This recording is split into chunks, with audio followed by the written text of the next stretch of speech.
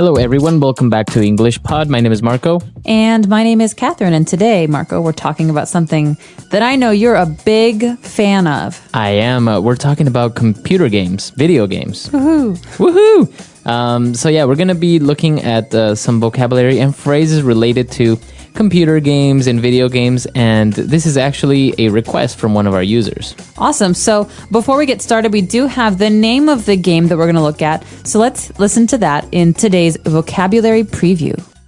Vocabulary preview.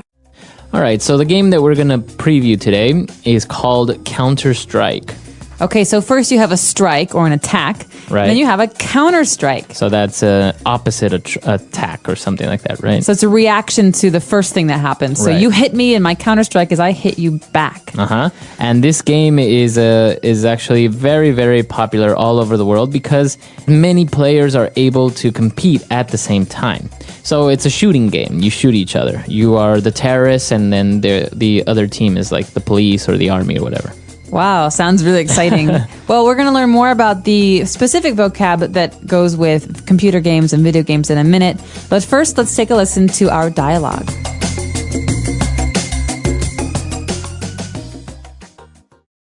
Terrorists win. Mark, where have you been? I've been calling you all morning. I've been playing computer games. What? So you blew me off yesterday and today over a stupid video game? What game is so important that you have no time for me anymore? What are you playing? It's called Counter-Strike. It's a first-person shooter game. It's awesome! It's a multiplayer game where you can go online and compete against players from all over the world. You've been wasting your time on this? I can't believe it. It doesn't even look fun or challenging. My laptop is on my bed. If you think it's so easy, then get online and try to beat me. Fine.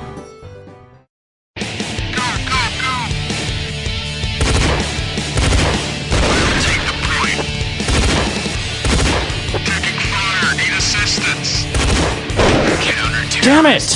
How are you killing me with a single shot? It's not fair! I don't want to play anymore! Let's go get something to eat.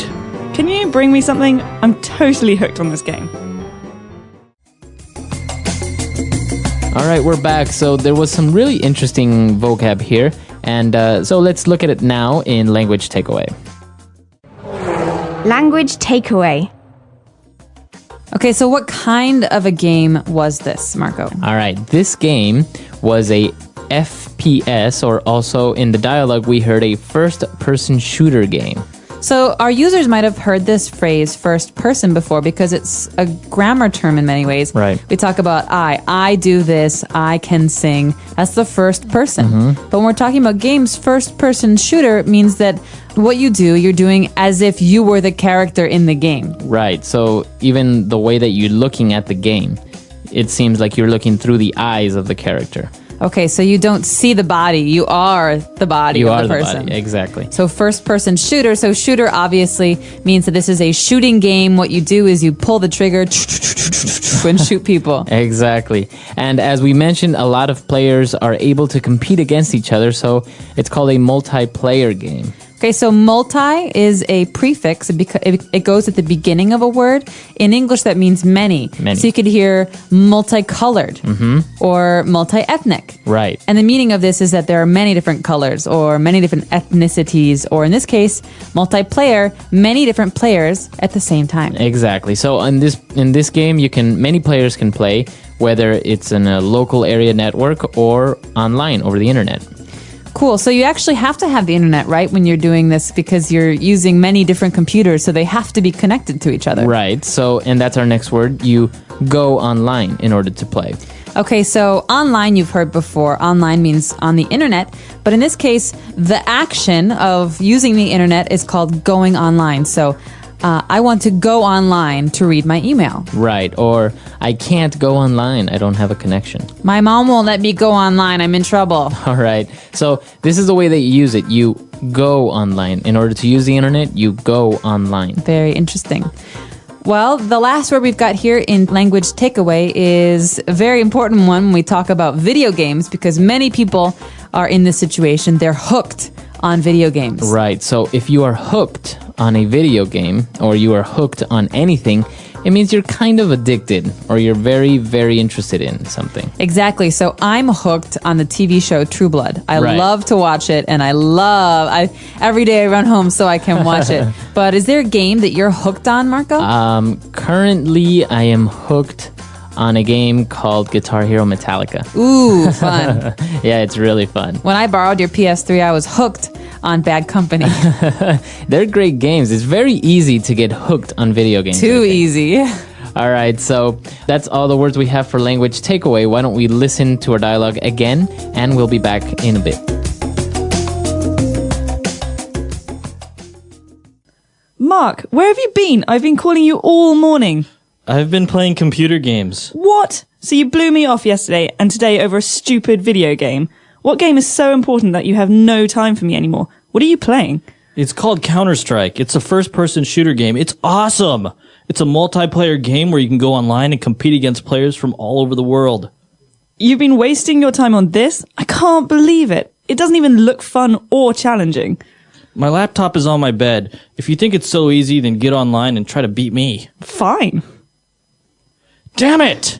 How are you killing me with a single shot? It's not fair. I don't want to play anymore. Let's go get something to eat. Can you bring me something? I'm totally hooked on this game. All right, we're back, and we have a couple of phrases that we want to look at, specifically 2 phrases. So let's look at those now in Fluency Builder. Fluency builder. So what's the deal? You blew me off yesterday, and now you're not even going to say sorry?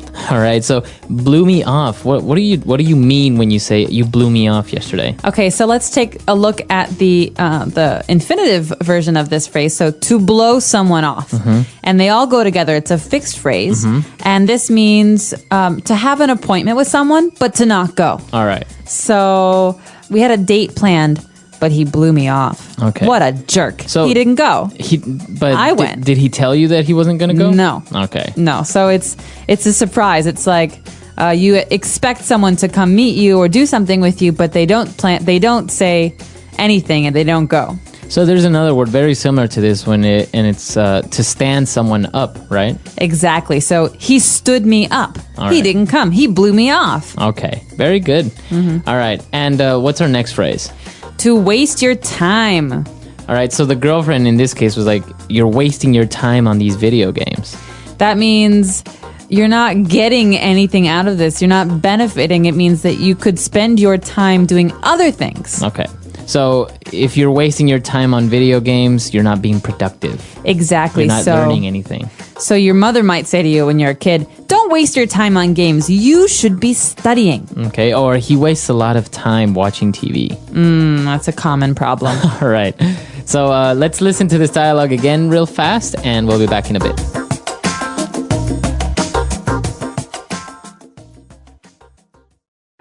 Terrorists win. Mark, where have you been? I've been calling you all morning. I've been playing computer games. What? So you blew me off yesterday and today over a stupid video game. What game is so important that you have no time for me anymore? What are you playing? It's called Counter-Strike. It's a first-person shooter game. It's awesome. It's a multiplayer game where you can go online and compete against players from all over the world.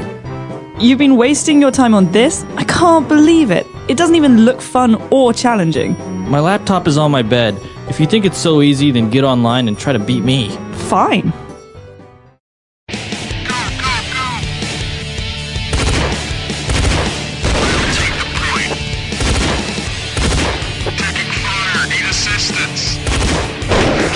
Damn it! How are you killing me with a single shot? It's not fair. I don't want to play anymore. Let's go get something to eat. Can you bring me something? I'm totally hooked on this game.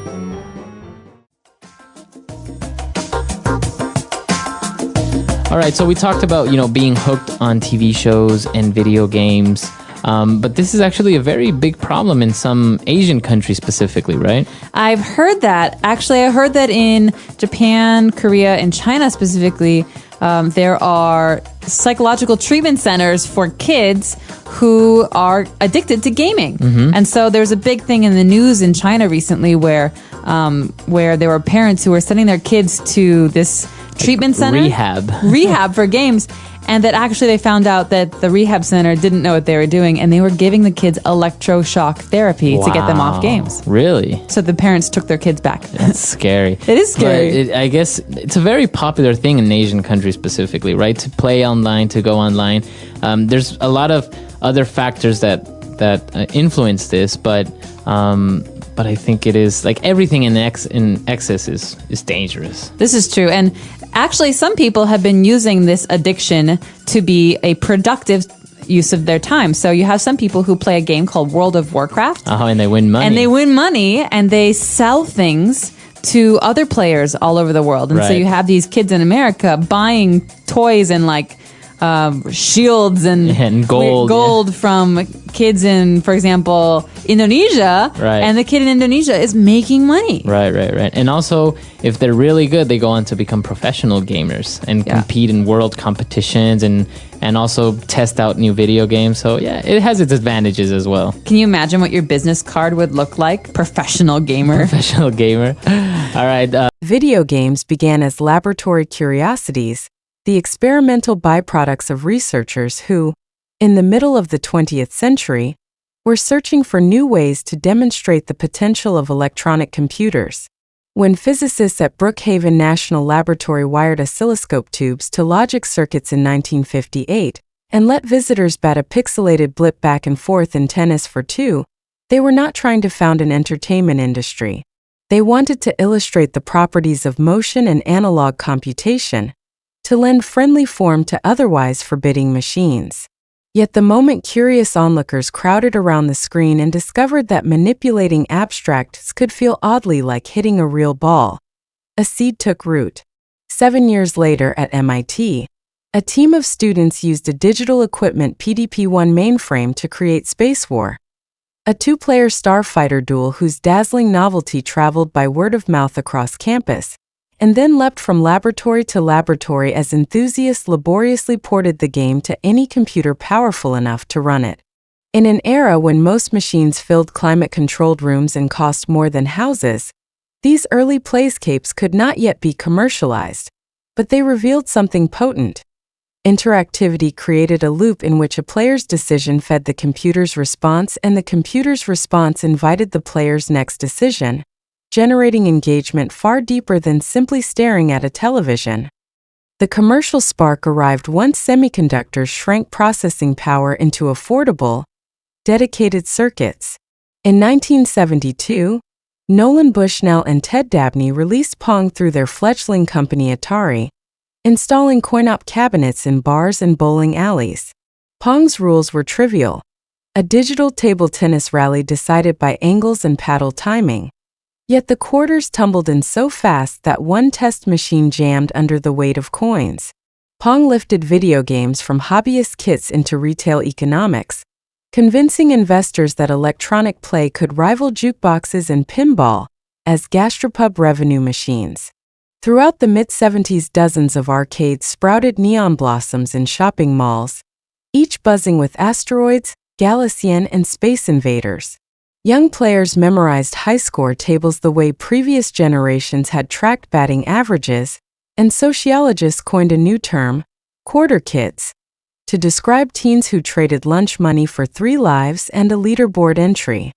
Still, these upright cabinets offered only moments of mastery.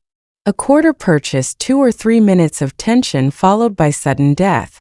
Real narrative stamina required games to migrate into living rooms, and that happened through both consoles and microcomputers. Ralph Baer's Magnavox Odyssey had flirted with the idea in 1972, but it was Atari's video computer system, later rebranded the 2600, that proved cartridge-based gaming could anchor family entertainment. Pac-Man, adapted for home play in 1981, turned flickering ghosts and a yellow puck into cultural icons. Families who bought the console to pacify restless children found themselves nudging joysticks after bedtime. Meanwhile, the explosion of hobbyist microcomputers such as the Apple II, the Commodore 64, and the ZX Spectrum nurtured textual and strategic genres. Because floppy disks could save data, designers experimented with role-playing epics whose sprawling maps unfolded over weeks, rather than quarters. Infocom's Zork let players navigate dungeons through typed commands, while Richard Garriott's Ultima series layered medieval fantasies with emergent moral choices. Here, for the first time, games gestured toward novelistic ambition, sustaining plots larger than any single sitting and hinting that player agency could inhabit something richer than scorekeeping. The next major shift arrived from Japan. In 1983, Nintendo released the Family Computer, or Famicom, and when it launched abroad 2 years later as the Nintendo Entertainment System, its gray plastic promised a return from the financial crash caused by oversaturated American shelves. More important than branding was Nintendo's insistence on quality control. Each cartridge had to pass a licensing system that weeded out shoddy knockoffs. With trust cautiously restored, households embraced Super Mario Bros., its side-scrolling landscapes coaxing millions through bright mushroom kingdoms. The sequel, The Legend of Zelda, saved progress to an internal battery, allowing designer Shigeru Miyamoto to craft labyrinths far longer than a single sitting. Meanwhile, third-party developers like Konami and Square discovered that the 8-bit era could host cinematic flair. Castlevania fused gothic monsters with whip-cracking precision, while Final Fantasy employed simple turn-based battles to spin an epic of crystals and rebels. These games planted the grammar of modern design. World maps dotted with secrets, boss battles testing pattern recognition, and melodies whose bleeps and bloops engraved themselves as firmly as any pop chorus. As processors strengthened and sprites accumulated more colors, Sega's Genesis and Nintendo's Super NES fought a console war, whose marketing slogans, Blast Processing Mode 7, mattered less than the diversification of tone. Sonic the Hedgehog manifested skate park attitude with blue fur and speed lines, while Square's Chrono Trigger interlaced time-traveling teenagers with branching endings. Arcade influences persisted. Street Fighter II and Mortal Kombat brought competitive fighting home via 6-button controllers, but a parallel lineage sought quieter pleasures. SimCity invited players to sculpt urban infrastructure. The Sims later shrank that God's Eye to household scale, and Sid Meier's Civilization encouraged armchair historians to rewrite global destiny turn by turn. On personal computers, ID Software's Wolfenstein 3D and Doom translated earlier first-person experiments into fully navigable mazes, ushering in the shooter era while also pioneering shareware distribution that let curious users play the opening episodes free before registering the rest. Through dial-up modems, hobbyists fashioned primitive deathmatch lobbies. Frag counts replaced high scores, and latency became a competitive variable. Three-dimensional graphics soon reshaped expectations. Sony's PlayStation in 1994 and Nintendo 64 2 years later persuaded millions that polygons, not sprites, were the future. Tomb Raider sent Lara Croft spelunking across impossible architecture, and Final Fantasy VII sprawled across 3 CDs, combining pre-rendered vistas with polygonal battles. On PC, Blizzard's Warcraft and StarCraft honed real-time strategy into esports, while Valve's Half-Life proved shooters could braid storytelling and gunplay without surrendering control to cutscenes. MMORPGs then unlocked social dimensions. Ultima Online and EverQuest lured adventurers into persistent worlds where defeating a dragon required more diplomacy than dexterity. Whole guilds met nightly, distributing loot via spreadsheets and forging friendships that bled into offline gatherings. South Korean telecafes hummed past midnight with StarCraft clans, foreshadowing the age when streaming platforms would transform dedicated players into global celebrities. Handheld gaming traced its own arc. Nintendo's Game Boy arrived in 1989 with a greenish screen and Tetris, a puzzle so universal that philosophers still debate its addictive loops. A decade later, Pokémon condensed the collect and battle fantasy into pocket-sized cartridges, whose cables linked playground tribes in joyful trading. Mobile phones eventually absorbed that pick-up-and-play ethos. Snake on Nokia's monochrome displays signaled early potential, but it was Apple's App Store that exploded accessibility. Angry Birds required nothing more nuanced than a swipe, and within months suburban commuters hurled digital foul between subway stops. Microtransactions evolved from cosmetic extras to revenue models, sometimes fair, sometimes predatory. Candy Crush Saga crafted infinite grids that grew fiendishly complex, unless players purchased extra moves. Debates around loot boxes and gambling mechanics ignited legislative scrutiny. Regulators wrestled with line drawing between harmless fun and exploitative design. Technological leaps continued, but certain core impulses stayed stable. Mastery, exploration, self-expression, community. Rockstar's Grand Theft Auto series offered a sandbox whose simulated cities rewarded mischievous improvisation. Mojang's Minecraft reduced everything to colorful cubes, then invited children to reconstruct Hogwarts or the Taj Mahal in multiplayer servers where geography belonged to imagination. Indie studios leveraged digital storefronts to bypass publishers. Games like Braid, Undertale, and Celeste explored memory, empathy, even mental health through mechanics as elegantly tuned as any blockbusters. Virtual reality headsets finally untethered perspective from flat screens, granting players hands to swing sabers at neon targets or controllers to sculpt within three-dimensional canvases. Augmented reality slipped boundaries further. Pokémon Go turned entire neighborhoods into gyroscope playgrounds, its Pokestops clustering like 21st-century picnic tables. Today the medium sits at a curious intersection of artistry, commerce, and technology. Unreal Engine's photoreal shaders can mimic sunlit pores. AI algorithms upscale textures on the fly. Cloud streaming promises to erase hardware disparity by piping computations from distant servers. Yet many of the deepest pleasures remain disarmingly human. The hush before a raid boss lunges, the surprise of emergent narrative when a simulation's rules collide, the nostalgia of a melody that calls back to 8-bit summers. After half a century, video games have grown from blinking laboratory novelties to an economic giant rivaling film and music combined, but their core appeal still orbits the loop that Tennis for Two first revealed. Agency, feedback, discovery. We press a button, the virtual world responds, and suddenly the ordinary room around us feels porous, receptive to possibility. Whether that button shepherds an elven hero across Hyrule Field, launches a pixelated spaceship past vector stars, or simply stacks colored candies one row higher, the sensation endures.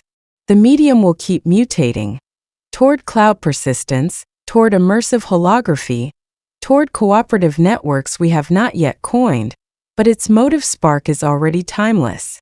It is the moment we realize that something behind the glass is listening, ready to meet decision with surprise, and in so doing remind us that play is older than any technology and as boundless as the imaginations that seek it.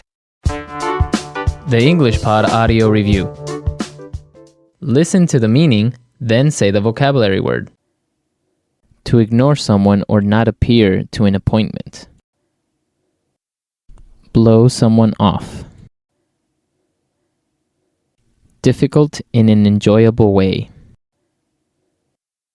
Challenging. Defeat. Beat. Addicted. Hooked. Use more than necessary. Waste. Let's try that faster. To ignore someone or not appear to an appointment. Blow someone off. Defeat. Beat. Difficult in an enjoyable way. Challenging. Use more than necessary. Waste. Addicted. Hooked. Now say the word and hear it in a sentence. Blow someone off. I can't believe she blew me off again. Blow someone off.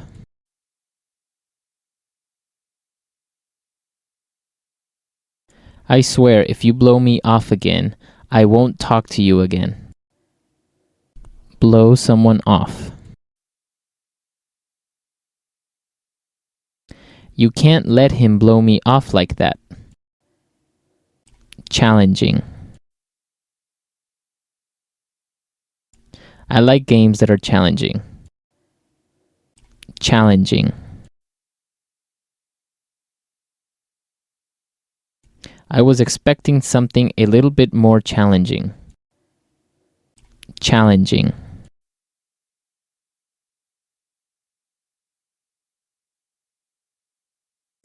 Everyone says this career is so challenging, but it hasn't been for me so far. Beat.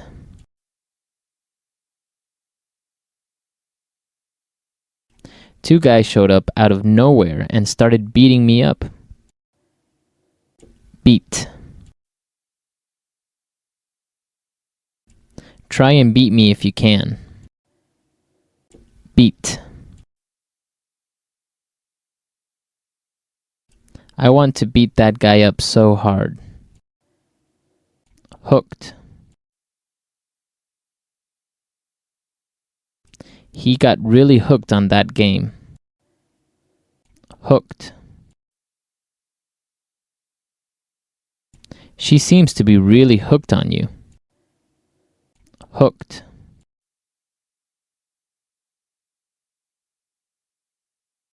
Some drugs are so strong that you can't avoid getting hooked on.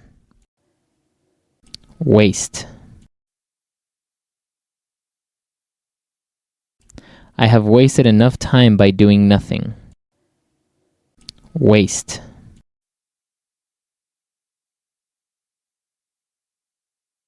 I don't want to waste my time doing something I don't enjoy. Waste.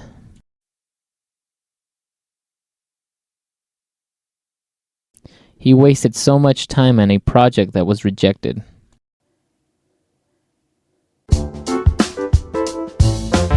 Thanks for tuning in. We hope you enjoyed this episode and gained some new insights. Don't forget to subscribe so you won't miss any future episodes. See you next time.